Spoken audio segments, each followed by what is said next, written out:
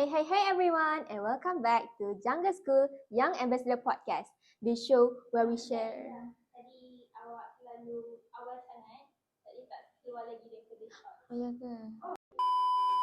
Hey everyone, and welcome back to Jungle School Young Ambassador Podcast, the podcast where we share stories that matter, spark curiosity, and maybe inspire a little change along the way. I'm your host Ilya, and with me, I'm Rifa, and we're so thrilled to have you joining us today as we dive deep into the heart of Malaysia. Yeah. It's a topic that we should know a lot about, yet we don't. Yeah, that's right, Rifa. So, in our previous episode, which is on first episode, we have talked about JSG, right? Right. Yeah, so the establishment of Jungle School Gombak and the purpose and objective of this establishment. And we also known who is the founder and the co-founder of JSG. So, in our today's episode 2, we will discuss on the topic of Orang Asli and Orang Asal. Right, so when you say Orang Asli, you're referring to indigenous communities that live in Peninsular Malaysia. Yeah. But what about Orang Asal? Well, Orang Asal is basically more inclusive term whereby they refer or indicates the indigenous people that live in Sabah and Sarawak. Right, so that's the Borneo That's Island. the Borneo Island. Borneo yeah. Island of Malaysia, Sabah and Sarawak. So when you're saying these terms, Orang Asli and Orang Asal, they actually sound very similar and probably have the same meaning. Yet they are very different from each other. Yeah, Is that correct? Yeah, that's correct, Rifa.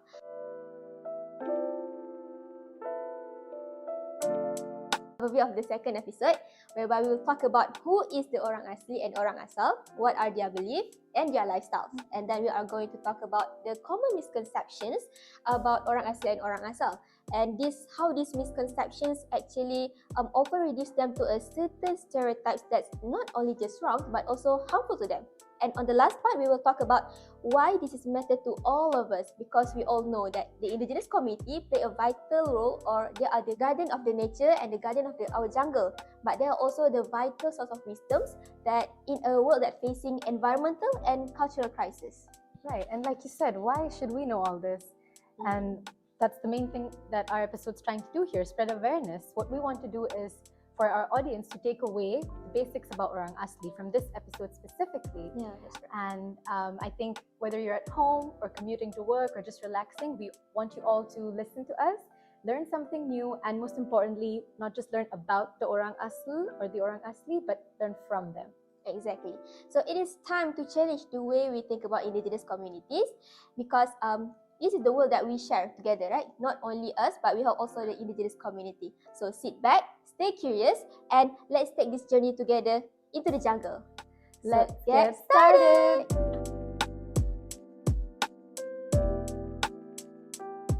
For our next segment, we're going to talk about who are they?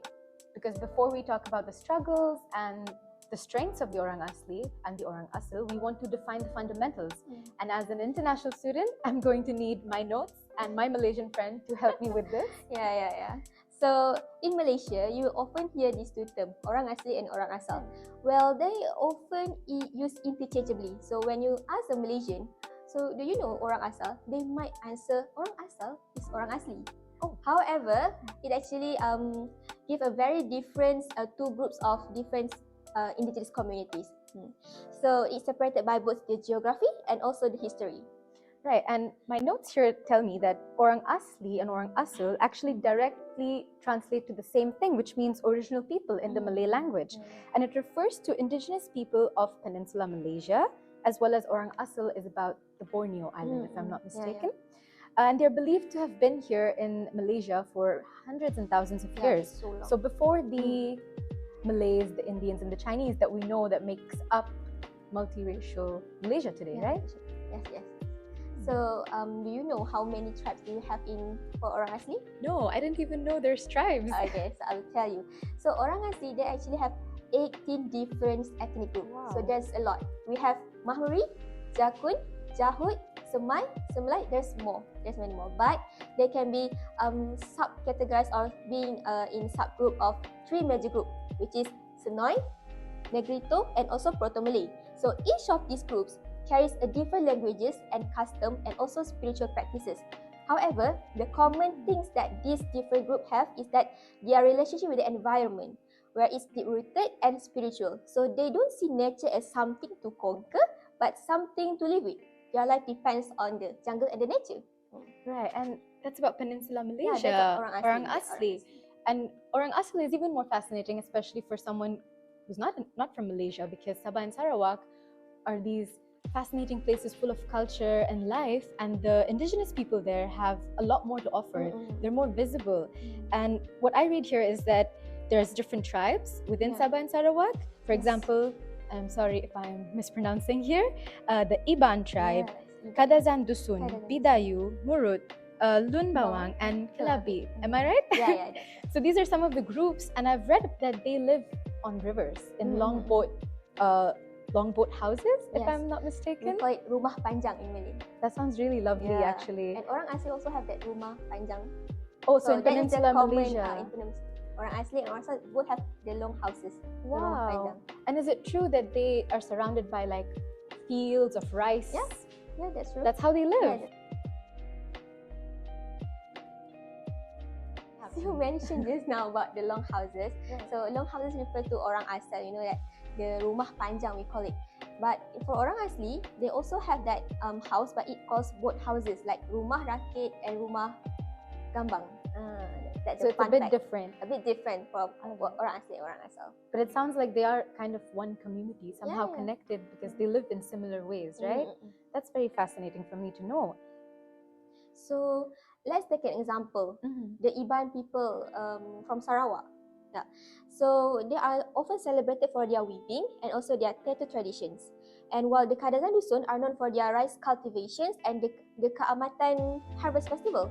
So, but beyond all these cultural markers lies something deeper, you know, like a strong sense of community and an equally strong sense of place, whereby they do not see the land as their property, but they see the land as one of their heritage that passed from one generation to another generations. So not in any legal contracts, but through ceremonies, stories, songs, and stewardships. That's the interesting part of orang asal. That's very interesting because as a political science student, I'm more interested about knowing these things, you know? Yeah. And that's what got me into learning about Orang Asli and Orang Asal, because you hear about them in these controversial topics. You hear about these things. You don't really hear about their culture, their lifestyle. They kind of remain out of the national conversation in a way because they're reduced to like a chapter in a textbook or a fair that you attend, these traditional performances. I think we discussed this earlier, right? When we were having a conversation that history books or school textbooks also don't do justice to their life and what they do and how they live. Yeah, that's actually so true. So during my high school, I have this one subject, you know, it called history subject. They did mention about the indigenous communities, which is on the Snoipra. Snoipra is basically when the Orang Asli army that combat the communists during the emergence period. Wow. During the independence of Malaysia during that time, very long ago. But unfortunately, that knowledge was very basic and not very detailed in the textbook. So now let us hear some of the view of the public on their knowledge about Orang Asli and Orang Asal. So we will show you the clip. Kenalkan nama dengan dari mana? Assalamualaikum warahmatullahi wabarakatuh. Oh, sini. Nama saya Siti Nurfatia binti Jeffrey. Saya berasal dari Sepang. Sepang. Nama saya Dalila Cantik daripada Sepang juga. Kata orang asal tu apa? Orang asal tu yang daripada zaman dulu-dulu tu duduk dekat situ. Kalau orang asli tu dia bersuku kaum. Bagi saya lah. Basically orang asli ni macam yang akan cakap tu lah. Dia memang daripada dulu dekat sini. Dekat sini. Sini tu mana? Sini tu dekat Malaysia, kat Selangor, dekat Pahang pun ada banyak orang asli. So, orang asli ni more on semenanjung Malaysia lah. Ya. Kalau orang asal ni macam daripada kat Sabah Sarawak punya kaum-kaum tu. Betul lah. Kakak tahu tak apa dia suku antara suku-suku orang asli? Tahu. Okay. Macam Iban lah tadi. Itu orang asal. Sekejap. Dua saat itu. Tribe, macam tribe. Jawapan dia adalah suku Semai, suku Temuan. Dekat semenanjung Malaysia ada 18 puak. Kalau dekat Gombak saja ada 10. 10 yang tinggal dekat satu area tu lah. Orang asli. So actually, yes. Gombak bukan bandar? Dia kat area hutan ada tinggal. Tepi-tepi lah. Yes. Nak tanya nama dengan dari mana?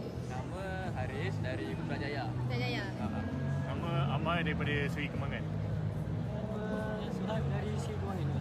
Kau tahu tak apa kepentingannya orang asli punya culture? General rasanya orang asli adalah bagi saya dia tulang belakang pada masyarakat asli di Malaysia lah. Macam diorang sebenarnya orang yang sebenar ada di sini dari zaman dahulu lagi. Jadi selagi kalau diorang tak ada, culture diorang tak ada dekat Malaysia ni, dan hilanglah identiti sejarah kita yang lama dahulu. Bagi saya orang asli dia punya kepentingan dia punya culture lah. Sebab dia punya culture tu unik lah, tak macam orang Melayu, orang-orang Kabudi Putra, dia lain lah. Macam sejarah untuk negara kita jugalah. Jadi kita tak boleh macam mana nak bagi dia fokus lah macam tu. I know your name and also where are you from? My name is Aina. I'm actually from Kedah.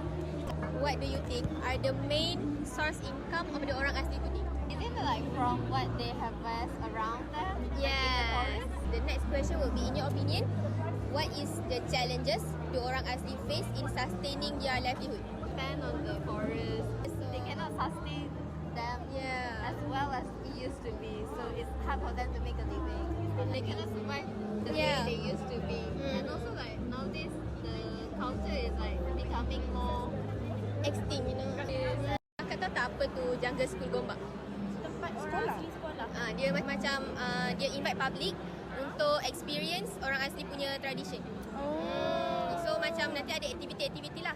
Contoh macam jaga trekking, makan makanan yang dibuat pada orang asli. Macam game-game semua. Kalau makan tu kan dia pakai pinggan, kita pakai plate macam plastik tu kan. Tapi dia pakai bulu.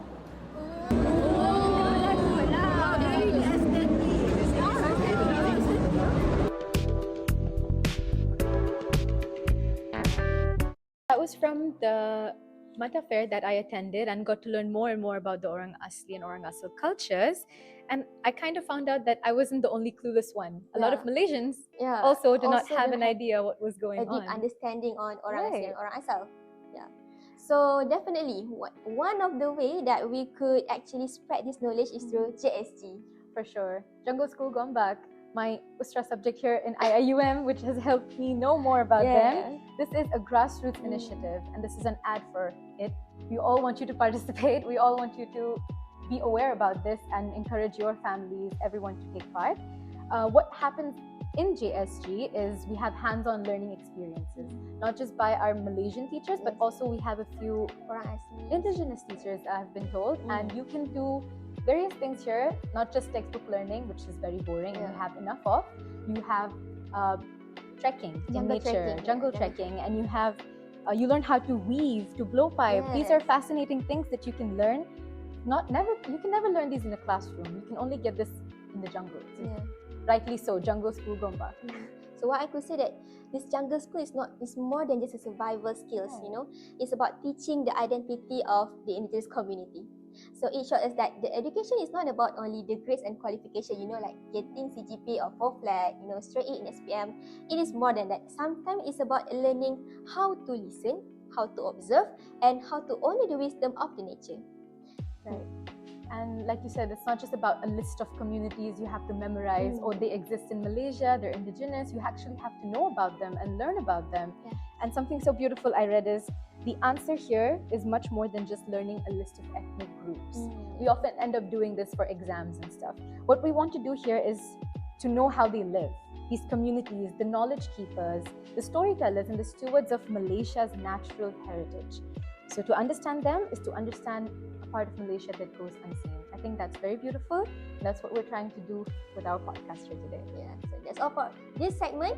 So coming up next, the very interesting segment, we're going to talk about the misconception of orang asli and orang asal.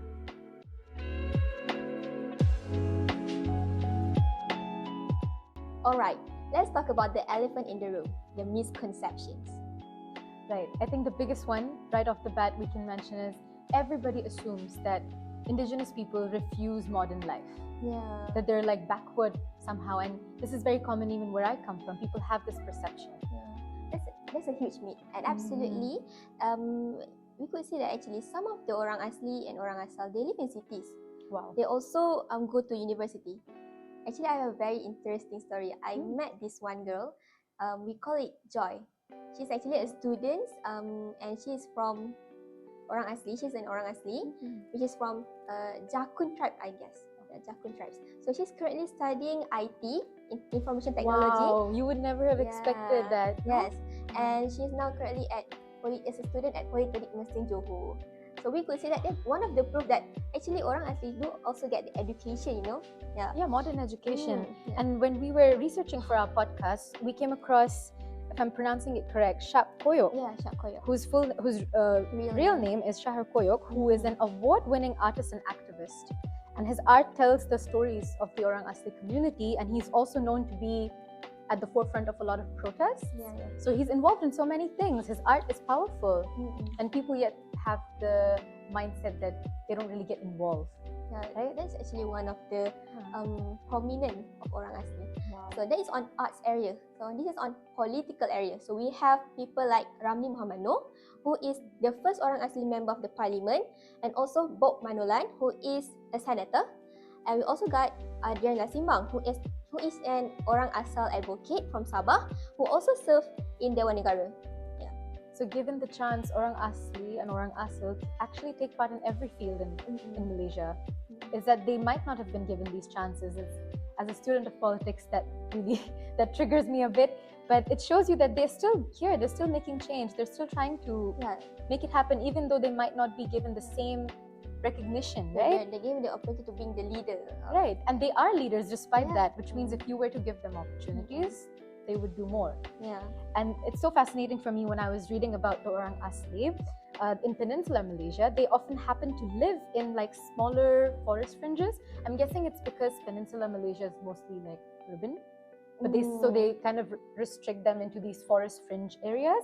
And the names here of these communities are Temuan, Samai, Mameri, and there's many more. Yeah. And another thing that I came across during my research, especially when I was reading about laws and stuff, is you hear about them living in forests, protecting the forest, but how much authority do they have over this land? Yeah. Because the interesting part here is the Aboriginal Peoples Act of 1954. This is what got me into talking about Orang Asli actually, because they do not have much control or power. The government has control, including the power to revoke their land or to relocate them.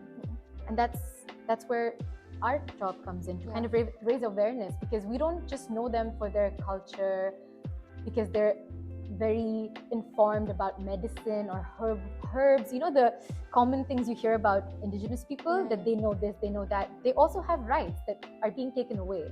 And I'm sure the Orang Asal have the similar situation. So before I explain to you on Orang Asal misconception, I have quite interesting stories and some of the cases that actually happen around the world. You know, like the development of that often happen at Orang Asli's or indigenous communities' lands. The land encroachments are getting their house abolished, and they are getting their lands right deprived. So this is a similar experience I think even in where I come from. It's something I think all indigenous communities can relate to, and something we should be raising awareness on, right? The injustice. So for Orang Asal, the misconception is that in Sabah and Sarawak, they have Orang Asal make up a much larger share of the population. Like in Sarawak, they have this Iban. So Iban is actually the largest ethnic group in Malaysia. So that is on the population. Like in Borneo, they would be the largest community. Iban is the largest ethnic group. Yeah, that's different from what we know about the Orang Asli being less visible in Peninsular Malaysia. So that is on that population view. But in political aspect, we could see that for people in Sabah, indigenous community in Sabah and Sarawak, the Orang Asal, the visibility shows, whereby you can see that more indigenous representations in the politics and their public life. And then also their cultures, like the big celebrated festival like Kaamatan, Gawai, all the Malaysians actually not celebrated, and they get the public holiday. Wow. So the Malaysians also get to have we also get the rest during the Kaamatan and Gawai, because it's a public holiday, right? So one home. Malaysia can have a holiday to all people. And Orang Asal also have the native customary rights, which offer some of their legal protection. It is not perfect, but it is something. It is something that. So it's better than That is Orang on Asli. You would Orang say Asal. Legal perspective on Orang Asal. The Orang as the native customary right. So that is on Orang Asal. Native customary right. Even the name sounds different from the the In other law Orang that we're Asli, talking we have about. Aboriginals Act. Yeah. Yes. So you would say their visibility and presence is a little more well-to-do in the Orang Borneo. Asal, yes, in Borneo. All right. Okay. And I think after our conversation, we can say that the idea or the myth that they draw out completely from society is so untrue, because they are everywhere and they've been trying to make their mark in arts and culture and politics. So the idea that indigenous people, they only have struggles and they don't really participate in modern life is the biggest myth here. And there are people who have protected our forests for generations. We talk about sustainability in such a modern way, but we forget that they're doing that, right? And their knowledge of biodiversity is very unparalleled, and they help preserve our ecosystem. So they're very modern in that way. They've been doing it for centuries, and they fight climate change and also sustain the land. And in order to execute all what you have said just now, that through programs like JSG, so JSG, they are sharing the wisdom and teaching people how to live sustainably and how to value the oral traditions and how to connect with the land. So I think that's all for the third segment, misconception segment. So now we are going to the last segment.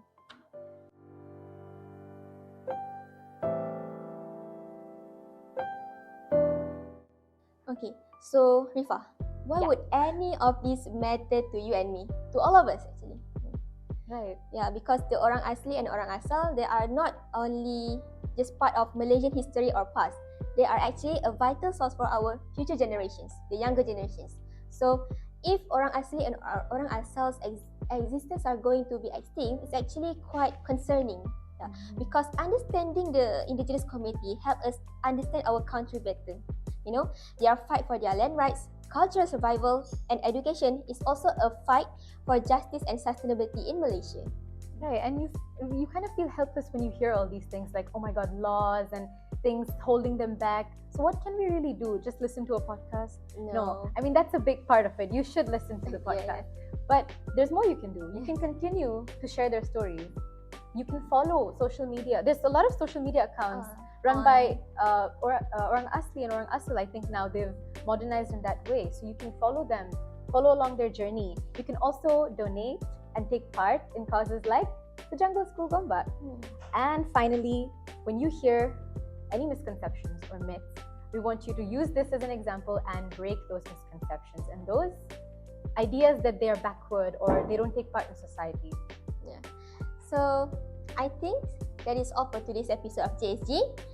Thank you for taking this time to reflect, to learn, and also to connect with us. So let's keep amplifying the voices that often go unheard, and let's cherish the wisdom of the Orang Asli and Orang Asal. And remember that we all have a role in building a future that is inclusive, justice, and respectful. So if you found this episode meaningful, do share with someone, with your family, your friends, and keep the conversation going. Okay? So I'm Ilya. I'm Rifa. And this has been a JSYA podcast. Until next time, stay curious, stay kind, and always listen deeply. Bye!